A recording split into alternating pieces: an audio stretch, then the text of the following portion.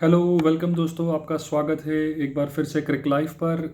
मैं आपसे जुड़ा हूँ। काफ़ी वक्त हो गया था, बीच में नहीं जुड़ पाया किसी रीज़न से, और बट अभी मैं कोशिश करूँगा कि लगातार हर मैच कवर करें। और जिस तरीके से मैंने पहले स्टार्ट किया था एनालिसिस, हर मैच के बाद मैच का प्रीव्यू आप तक मैं लाता रहूँगा।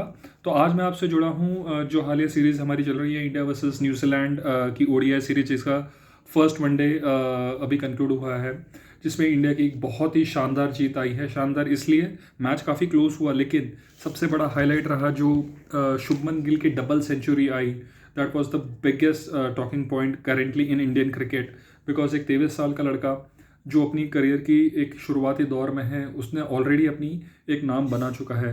बट जिस तरीके से उसने कल बैटिंग की है, बिकॉज पिच, अगर मैं पिच की बात करूँ, it was not a easy wicket. Ball रुक के आ रहा था और बॉल का वेरिएबल बाउंस था, और it was a two paced wicket. So उस पर बैटिंग करना and shot making and stroke play करना इतना आसान नहीं था। ऑब्वियसली अगर आप डबल सेंचुरी बना रहे हो वनडे इंटरनेशनल में, तो आपकी एक स्ट्राइक रेट भी बहुत अच्छी होगी, जो उन्होंने करीबन 140 के स्ट्राइक रेट से 200 रन ने पूरे किए हैं। शुरुआती तौर जब शुरुआत के 10 ओवर रहे, जैसा शुभमन गिल ने भी कहा कि विकेट इतना कंडीसिव नहीं था फॉर द स्ट्रोक प्ले, ताकि वो पावर प्ले में एक फ्लाइंग स्टार्ट दे सके। रोहित शर्मा और शुभमन गिल की हालांकि शुरुआत काफ़ी अच्छी सॉलिड रही। उसके बाद रोहित शर्मा जब एक लग रहा था कि एक टाइम पे सेट हो चुके हैं, उस टाइम पे वो अपना विकेट खो देते हैं, जैसा कि उनका काफ़ी टाइम से देखने में आ रहा है कि हालिया समय में वाइट बॉल क्रिकेट में उन्हें स्टार्ट मिल रहे हैं, लेकिन वो उससे कन्वर्ट नहीं कर पा रहे। समहाउ जो हमने विराट कोहली के साथ जब वो स्ट्रगल कर रहे थे अपने लो फेज में, कहीं ना कहीं ऐसा लग रहा है वो चीज़ अब रोहित शर्मा के साथ हो रही है। रोहित शर्मा का विकेट गिरते ही कल की 11 में जब हमारे दो मेन चेंजेस हमने देखे मिले। केएल राहुल नहीं है, बिकॉज वो अभी फ़िलहाल अवेलेबल नहीं थे for selection for his personal reasons. और उसके अलावा श्रेयस अय्यर, जो कि अब एक रेगुलर फीचर हो चुके हैं इंडिया की प्लेइंग 11 में, ही इज़ इंजर्ड। उसकी जगह एक बहुत ही ऐप रिप्लेसमेंट, जो हम काफ़ी टाइम से बात भी कर रहे हैं कि जो होना चाहिए 11 के सेटअप में in ODI cricket as well, Suryakumar Yadav, जिन्हें मौका मिला। तो जब रोहित शर्मा के बाद विराट कोहली भी जल्दी आउट हो गए, दो उन्होंने अच्छे स्ट्रोक लगाए, बट उसके बाद एज यूजुअल जो उनकी थोड़े टाइम से प्रॉब्लम चल रही है against the spinner, specially leg spinner, वो उस मिचेल सैंटनर ने उन्हें बहुत ही अच्छी बॉल के साथ उनका विकेट लिया, और वो सिर्फ 8 रन बना पाए। He was coming from a very strong run, जो बैक टू बैक 2 सेंचुरीज उन्होंने लगाई थी श्रीलंका के अगेंस्ट। तो वो अपना फॉर्म, या आप कह सकते हैं एक माइनर सेटबैक है when it comes to Virat Kohli. Ishan Kishan जो नंबर 4 पर खेल रहे थे, उनने भी काफ़ी स्लो स्टार्ट हुआ उनका भी, उस तरीके से कैपिटलाइज नहीं कर पाए। और कहना होगा कि Ishan Kishan is a top order player, तो वो कहीं ना कहीं अपने कंफर्ट जोन के बाहर खेल रहे थे, क्योंकि वो केएल राहुल के एज ए रिप्लेसमेंट खेल रहे थे, और एज ए ओपनर अगर रोहित शर्मा और शुभमन गिल खेल रहे थे, तो शायद उनकी ओपनिंग स्लॉट में जगह नहीं बन रही थी इस टाइम पे। हालांकि ये मैच के पहले ये डिबेट चल रही थी कि ईशान किशन ने डबल सेंचुरी बनाने के बाद भी उन्हें 11 में जगह नहीं मिल रही, और कहीं ना कहीं टीम मैनेजमेंट शुभमन गिल को बैक कर रही थी, और उन्होंने उस बैकिंग को आज सही प्रूव किया, और बहुत ही शानदार इनिंग खेली उन्होंने। और उसके साथ जब उनका सूर्य कुमार यादव, जो श्रेयस अय्यर के रिप्लेसमेंट में खेल रहे हैं, he got a very good start, और काफ़ी अच्छा स्ट्रोक प्ले कर रहे थे वो, but unfortunately he couldn't go through. उसके बाद हार्दिक पांड्या के साथ और शुभमन गिल ने काफ़ी अच्छी लंबी पार्टनरशिप करी, और अपनी टीम को एक अच्छे स्ट्रॉन्ग पोजीशन पे लाके खड़ा किया। हालांकि उसके बाद इतनी बैटिंग ज़्यादा बाकी नहीं थी, और क्रूशियल टाइम पे जब ऐसा लग रहा था कि ये वाले प्लेटफॉर्म से इंडिया टीम एक बड़ा स्कोर खड़ा करेगी, हार्दिक पांड्या का विकेट गिरता है, और वो बहुत ही कंट्रोवर्शियल विकेट गिरा, ताकि ऐसा लग रहा था कि कीपर ने अपने ग्लव से वो बेल्स गिराई, और काफ़ी बार रिप्ले में पता चल रहा था कि it was not a clear evidence, but कहीं ना कहीं थर्ड अंपायर को लगा कि बॉल जस्ट बेल्स को टच होकर गई है। लेकिन जब हम अगर रिप्ले को ध्यान से देखें, तो अगर बॉल स्टंप पे लग रही है, तो इम्पैक्ट से आइडियली इन आइडियल सिनेरियो बेल्स आगे की तरफ, पीछे की तरफ गिरनी चाहिए, बट अगर कीपर का ग्लव्स पीछे से अगर उसको लगता है, तो बेल्स अगर हम रिप्ले में देखें, तो it was falling in front of the wickets. So but it was not clearly evident, तो हम ये भी नहीं कह सकते कि पूरी it was a wrong decision, but it was a doubtful decision which I feel in such scenarios usually the benefit goes to the batsman.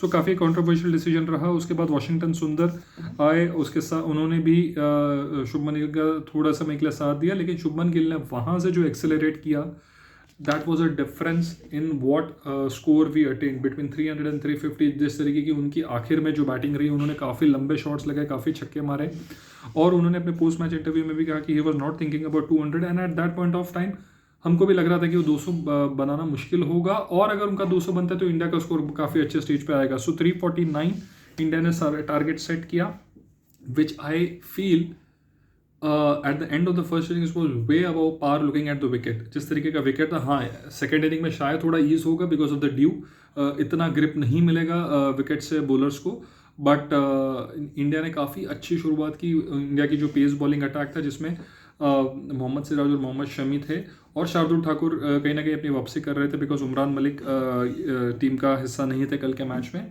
और शार्दुल ठाकुर ने काफ़ी अच्छा स्टार्ट किया, काफ़ी इकोनॉमिकल स्पेल डाला. मोहम्मद सिराज ने अपने अच्छी फॉर्म को कंटिन्यू रखते हुए जो उन्होंने तीनों फॉर्मेट में दिखाया है, बीट T20 क्रिकेट, वनडे और टेस्ट मैच, उनकी जो विकेट टेकिंग कैपेबिलिटी है, विकेट टेकिंग एबिलिटी है, उन्होंने उसके थ्रू काफ़ी अच्छे ब्रेक थ्रूज दिलाए, काफ़ी क्रूशल मोमेंट्स पे ब्रेक थ्रू दिलाए, और एक इंडिया को काफ़ी अच्छी स्ट्रॉन्ग पोजीशन में ला के रखा. 131 फॉर 6 था. हमारी जो स्पिन बॉलिंग अटैक थी कल के लिए, जो वाशिंगटन सुंदर और कुलदीप यादव का एक स्पेशल मेंशन होगा. उन्हें जब कभी भी मौका मिल रहा है, is coming up and with the performances which is helping team India to win. कल के मैच में भी उन्होंने इतने ज़्यादा विकेट नहीं लिए, लेकिन उन्होंने मिडिल ओवर्स में जो 1 या 2 विकेट उन्होंने लिए हैं, और काफ़ी I mean given the due also he was like economical.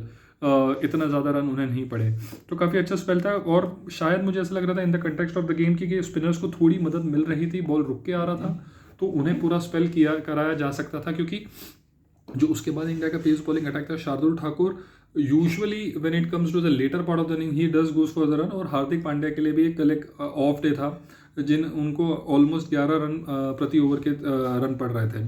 तो उस पर मुझे ऐसा लगता है वाशिंगटन सुंदर और या कुलदीप यादव से एक ओवर और कराया जा सकता था, या कुलदीप यादव का पूरा स्पेल कराया जा सकता था.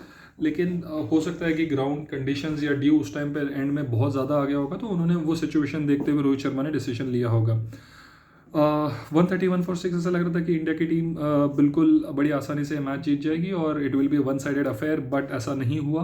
माइक ब्रेसवेल न्यूजीलैंड के जो लेफ्ट हैंडेड बैट्समैन है, lower order middle lower order में आते हैं, और मिचेल सैंटनर, जिनको हम एसोसिएट करते हैं mainly for his bowling, but yeah he is a bowling allrounder.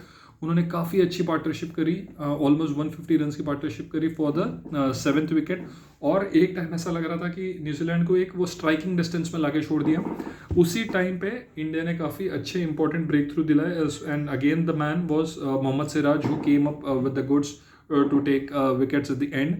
And जब 2 या 3 ओवर बाकी थे, तब ऐसा लग रहा था कि क्या रोहित शर्मा वापस स्पिनर्स की तरफ जाएंगे.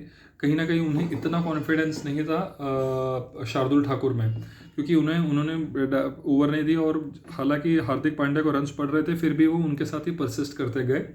हार्दिक पांड्या ने यस रन्स दिए, but at the end of the crucial junction पे जो इंपॉर्टेंट विकेट था, उन्होंने वो विकेट लिया.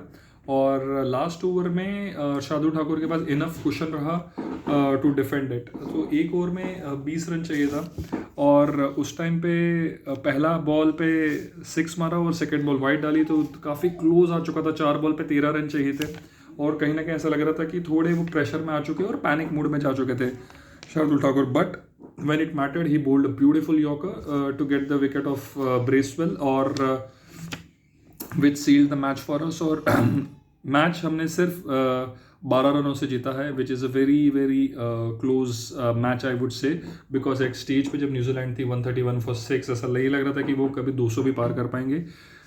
इंडिया के टारगेट के इतने करीब पहुंचना was a big thing in it self, and that is the biggest concern I believe. जो हमारा बॉलिंग अटैक था इस पिच पर भी, it was not that great in terms of defending such a high score of 350 runs as well. So जब हम देख रहे थे लास्ट के 10 ओवर, जो बॉलिंग डिसिप्लिन था, may be they were just only trying the cutters, जिसको pitch पे हार्ड हिट कर रहे थे और कटर्स डालने के ट्राई कर रहे थे. तो ऐसा लग रहा था कि maybe they are not confident enough to go through the yorkers, और या तो ऐसा हो सकता है कि जब बॉल गीली होती है to execute the yorker become slightly more difficult. So हो सकता है उन्होंने वो चीज़ को एनालाइज करते हुए डाला होगा, लेकिन कहीं ना कहीं काफ़ी सारी लेंथ बॉल्स भी डल रही थी। जैसे मोहम्मद शमी ने जब बॉलिंग करी, उनको एक ओवर में जब आई थिंक 47th ओवर था, उनको 17 रन पड़े थे, उसमें काफ़ी ऑर्डिनरी बॉलिंग हुई थी। वो स्लॉट में बॉलिंग डाल रहे थे। इनफैक्ट फर्ग्यूसन को उन्होंने काफ़ी वाइड बॉल विथ भी दी थी, and it was like a normal good let delivery जिसपे वो फ्री अपना आर्म्स फ्री करके उन्होंने 4 लिया। And Rohit Sharma quite evidently he was very upset with the bowling plan of the bowlers. हालांकि हो सकता है उन्होंने बॉल्स के पहले बात की होगी कि कहाँ डालना है, शायद उस तरीके से वो एग्जीक्यूट नहीं कर पा रहे थे, इसके लिए he was looking a bit upset. But at the and what matters is the result, and it was favorable for Indian team, and it was a very good victory against a very strong New Zealand white ball side. हालांकि when it comes to their best 11, शायद उनके best 11 नहीं खेल रहे थे क्योंकि इस सौदे नहीं थे उनकी टीम में, और टीम साउथ भी नहीं खेल रहे थे, और batting when it comes to batting Kane Williamson was not part of the batting setup, but otherwise still they have a very very formidable batting lineup. So it was a good victory, and I feel that in the coming matches also it will be a very strong contest between the both the teams. 11 में change होंगे नहीं होंगे इस पे भी हम चर्चा करेंगे हमारे मैच के प्रीव्यू में. बट जो हमारे की टेक अवेज थे मैच के लिए, शुभमन गिल ने जो शायद मुझे कहीं ना कहीं लगता है उन्होंने अपनी ओपनिंग स्लॉट की जगह 100% पक्की कर ली है for the 2023 world cup in few months down the line. So which is a very good sign for Indian cricket की एक यंग लड़का 23 ईयर्स ऑफ एज इतनी मेच्योरिटी के साथ अगर खेल रहा है at the very early stage of his career, which is a big big plus for us leading up to the world cup, and maybe जब इंडियन टीम ट्रांसफॉर्मेशन के stage में होगी post the world cup. So we know we have a very strong batsman who can lead from the front when it comes to the batting at the opening position. और सूर्य कुमार यादव और ईशान किशन के लिए बहुत ही crucial अगले 2 matches होने वाले हैं, because उन्हें पता है they are fighting against KL Rahul and Shreyas Iyer for the spot in the 11. हालांकि दोनों अपने आप में बहुत ही केपेबल प्लेयर्स हैं to walk through in the playing 11, but Ishan Kishan की कहीं ना कहीं कॉम्पिटिशन ओपनिंग स्लॉट के लिए हो जाती है, और ओपनिंग स्लॉट के लिए मुझे नहीं लगता अभी शुभमन गिल के आगे वो लोग सोचने वाले हैं. हो सकता है कि as a third opener Ishan Kishan will be considered, but he will have to wait for his turns when it comes to playing 11 unless middle order में, बिकॉज मेरा पर्सनल ओपिनियन है कि केएल राहुल के साथ हमें अभी थोड़ा वेट करना चाहिए, and may be Surya Kumar Yadav should be given slightly longer run given the form he is in irrespective of the format, and he has that confidence and the flow and the positivity which he brings to the ground and the table for the Indian team. So मुझे लगता है कि उस चीज़ को Indian team को maximise करना चाहिए, उसको फुल्ली यूटिलाइज करना चाहिए.